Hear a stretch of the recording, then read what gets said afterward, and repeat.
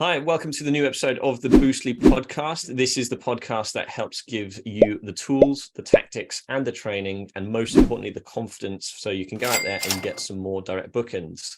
Today, we are doing the Behind the Host series. This is the mini series on the Boostly podcast with myself, Liam Carolan, and we dive into a successful and interesting short-term rental host's journey, find out all about their business, and see if there's stuff that you can take from their experience that you can go and implement into your business to help you with hospitality and getting those excellent reviews. And today I'm really excited. We're joined by Julian Foster. He's from the Hey Julian, he's joined from the Richmond Property Group, and his speciality is managing luxury properties, and it's something which I'm interested in because I know there's a huge demand for high-end properties at the moment, and also in general. Just we're going to find out how you actually go about managing properties which are both international but also very high-end, and what's involved in that. So Julian, welcome along. Hey Liam, how are you doing? Very good, very happy to be on the podcast.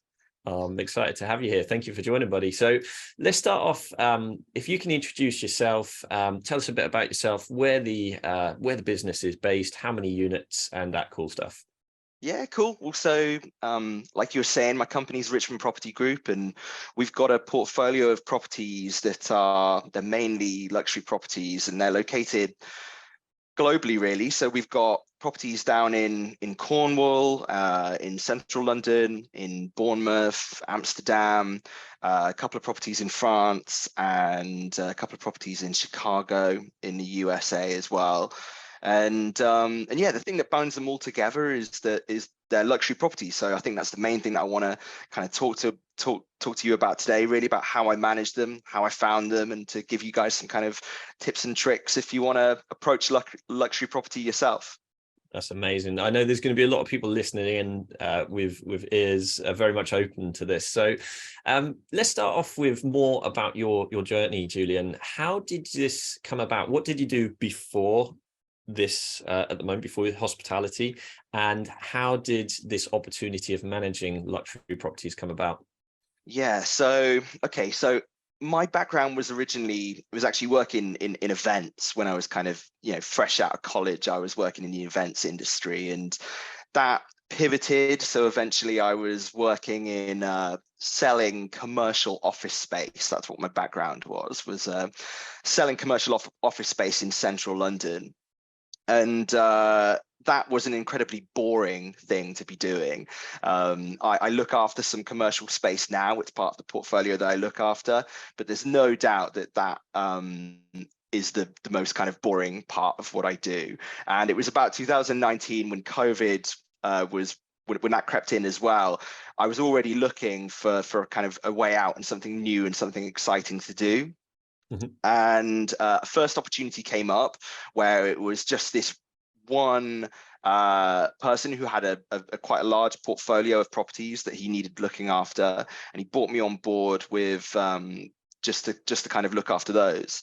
And that went from strength to strength, and eventually we decided that it'd be better to structure it as a kind of personal company, my own company, and that's where it started from. So I really had this kind of base portfolio of luxury properties, and that's where the kind of fun and games started. Really, it was really about kind of being kind of thrown in at the deep end. So having to manage luxury properties was a challenge and something that was very new to me at the start, and having to manage properties in more than one location likewise was just something that I had to kind of get used to and work out solutions for all of these complicated problems, like not just the kind of classic ones that you might think of, like working with different time zones and all that kind of stuff, but even looking after properties that are in foreign countries was something that was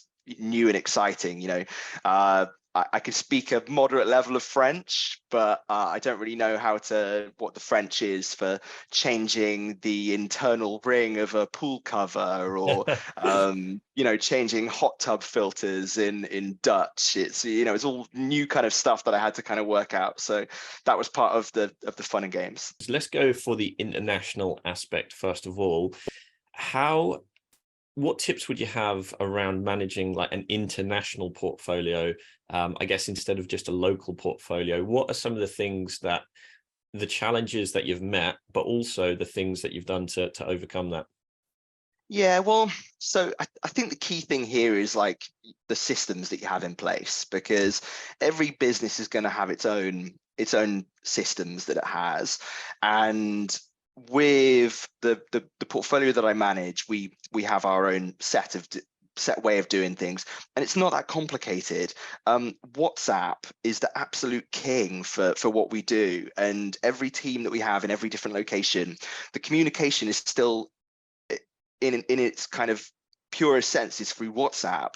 So every cleaner, every client guest liaison, every handyman that we have, regular maintenance men, they're all in on these WhatsApp groups. It's really key to what we do. Linked to that, I'm pretty sure most people that will be listening to the podcast will have a property management system, a PMS that they choose. We use the Guesty PMS system, and it's really, really great and essential for kind of providing super reliable calendar functions and guest communication that everyone that needs to can kind of jump in and out of. So that's really key to us. It's just about having systems in place.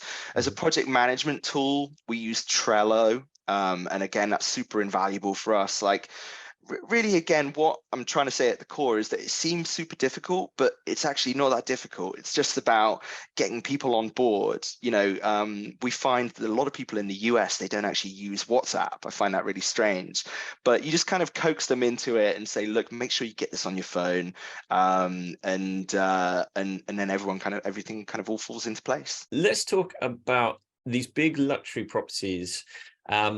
My thoughts are, a lot of the time you must get people who want to, have an event or basically have parties, sort of. So is there anything that you've got in place where you'd prevent that happening in some of these amazing properties? Because I imagine the last thing you'd want is to have breakages, and I can imagine some of the interior is quite expensive. Yeah. Oh my God. I mean, I swear this would be my TED talk. If I had to do a TED talk, it would probably be on party prevention, because this was one of the biggest challenges that I had coming into this kind of luxury property market. Because like you said, they're very desirable places, and a large proportion of people that use vacation rental platforms, they're not always the people that are your ideal guests. They're people that they want to use them to host parties, or even just to have like a kind of once in a lifetime stay at a luxury property where they do crazy things. They just kind of, they ride inside the properties on bikes, or, invite other people over to like brag about how good the property is. There's just, people want to do extreme things, and we had massive problems right from the start with trying to prevent parties. We started in the middle of COVID, and at that point in time, bars and nightclubs were shut down. Some people were actually just using platforms like Airbnb maliciously to get spaces where they could host illegal parties. And then also more recently, I don't know about you, I've had a huge backlog of weddings, and I've been to 9 weddings in 2022. That's 18 different stag and hen do's that have to be accommodated for around the world. And Party central happening after COVID, isn't it? yeah, it's chaos. And so we get so many different inquiries for people that want to stay at the properties for stag and hen do's now. That's the latest kind of problem that we have. And some of them are honest and say that they want to do that in the inquiry form. And then other people, they're more kind of malicious and sneaky about it. So what you need to do, what we've done is really gone in depth into preventing parties happening. The main ways that you do that, well, I would say there's 2 main things. The first, and like I said, I could go on for ages about this, but the first is to set up your property in a way that makes it really hard for parties to actually continue. I don't know if you've had the guys from Minute on the podcast, the Minute sound recorders, but they are absolutely essential. Yeah, absolutely essential.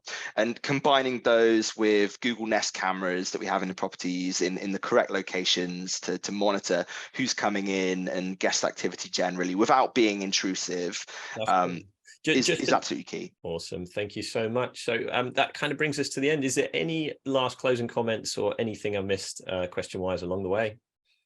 I don't think so, Liam. I just think that I want to tell people not to be scared of approaching luxury property. So throw yourself in there and you'll be amazed at what can come out of it. Amazing. Thank you so much, Julian. And thank you too, if you're listening to this episode on the Boostly podcast. We know there's a lot of places you can put your attention, and we really thank you for spending it with Boostly. If you haven't done so already, go and check us out on Facebook at the Hospitality Community. And that's a free group where you can come and join in the conversation about hospitality.